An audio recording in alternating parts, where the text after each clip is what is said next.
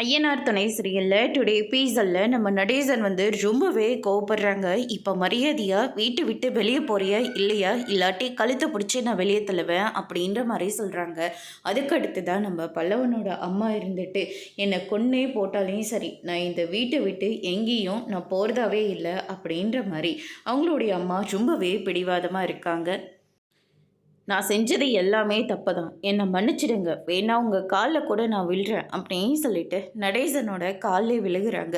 காலில் விழுந்தா நீ பண்ணது எல்லாத்தையும் நான் மறந்துடுவேனா? இங்கே பாரு, மரியாதையாக வீட்டை விட்டு வெளியே போயிடும், அவங்க வரதுக்குள்ளே இந்த வீட்லேயே நீ இருக்கக்கூடாது அப்படின்ற மாதிரி சொல்கிறாங்க.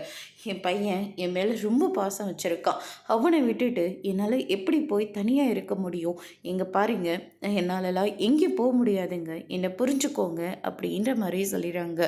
இதுக்கு மேலேயாவது இந்த வீட்டுக்கு நீ எந்த துரோகமும் பண்ணக்கூடாதுன்னு நினச்சியன்னா மரியாதையாக வீட்டை விட்டு வெளியே போயிடு அப்படின்ற மாதிரி சொல்லிடுறாங்க.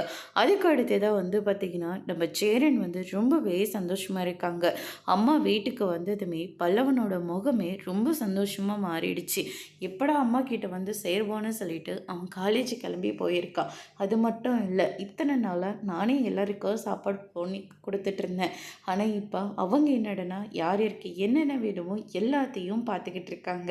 எனக்கு இப்போ தான் ரொம்ப சந்தோஷமாக இருக்குது. ஊருள்ள எல்லாருமே என் அம்மாங்க 2 பேருமே செத்து போயிட்டாங்க தான் சொன்னாங்க. அதில் இப்போ ஒரு அம்மா உயிரோடு இருக்காங்க, என் அப்பா மேலே எந்த தப்பு இருக்காதுன்னு சொல்லி சந்தோஷப்படுறாங்க. அதோடு முடிச்சிருக்காங்க.